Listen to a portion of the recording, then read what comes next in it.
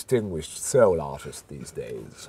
I rarely do interviews, but since you offered me fine wines in exchange, how could I refuse?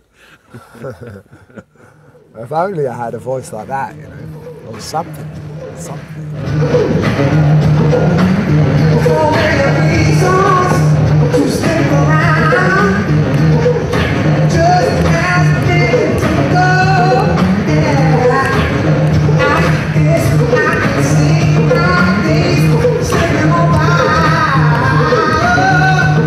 I sing in the shower, I sing walking down the street, and I sing in the shop, you know. I can't stop myself doing that and whatever, not because I'm weird or whatever, just because, you know, I like doing all the shit to my voice and like exploring that. My voice is an instrument, so in a band it can often be quite hard for me. I mean, we did a lot in Super Collider where I was kind of doing a proto version of what I'm doing now, but it was always really hard to like stretch out properly, you know. I prefer to think of my voice more like a horn, like a jazz thing, you know. Like I like to just use it like a bunch of instruments.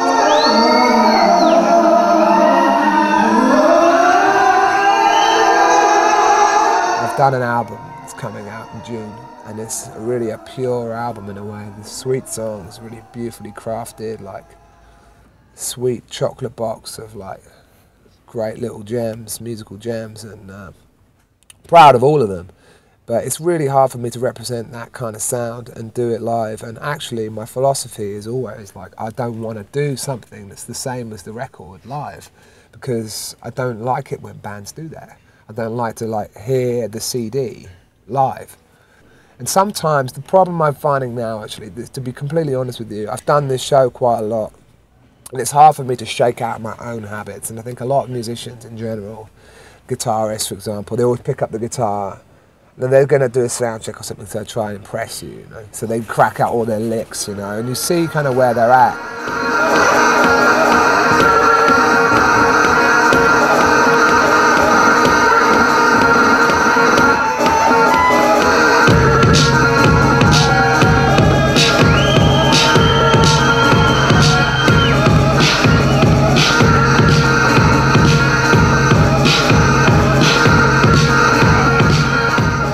I mean, I definitely kind of get into a kind of trance when I'm playing at times, and people often say to me like my eyes are doing crazy stuff, and I don't really notice, but it's true. When I look back at a lot of video recordings of the shows and stuff, I kind of lose it a little bit.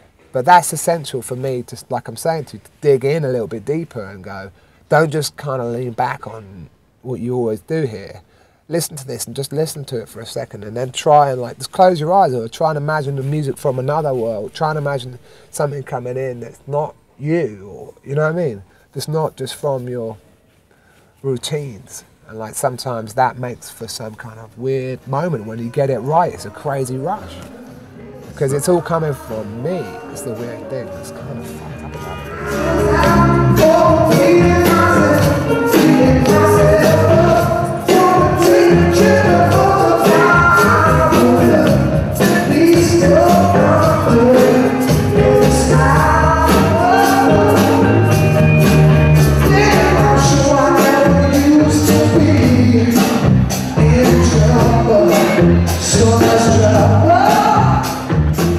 I've noticed recently that I must say that I've enjoyed like having no music on, which is a weird first for me. I wonder if it's really like a bad thing, but sometimes I just really want to have nothing around me now. It's kind of weird. Just me and my tinnitus, you know?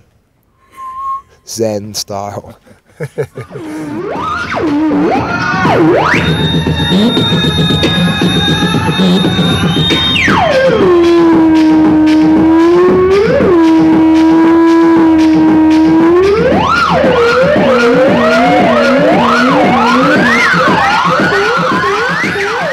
Every night I experience at least 3 or 4 moments where I'm like, damn, that sounds good. And I'm listening to what's been made and I'm just kind of feeling it too, just like the audience at that point.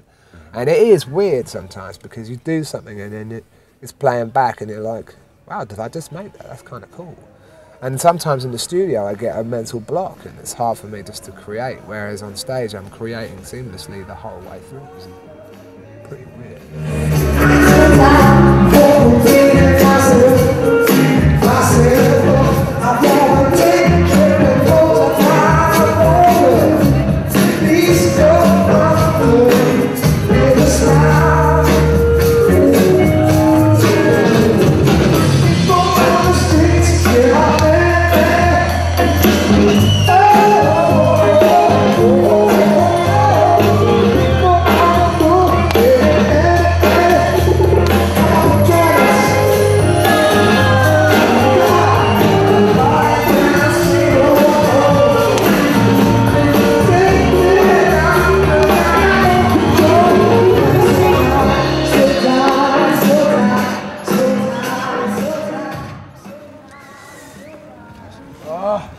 Come on, Brussels, give us a lot.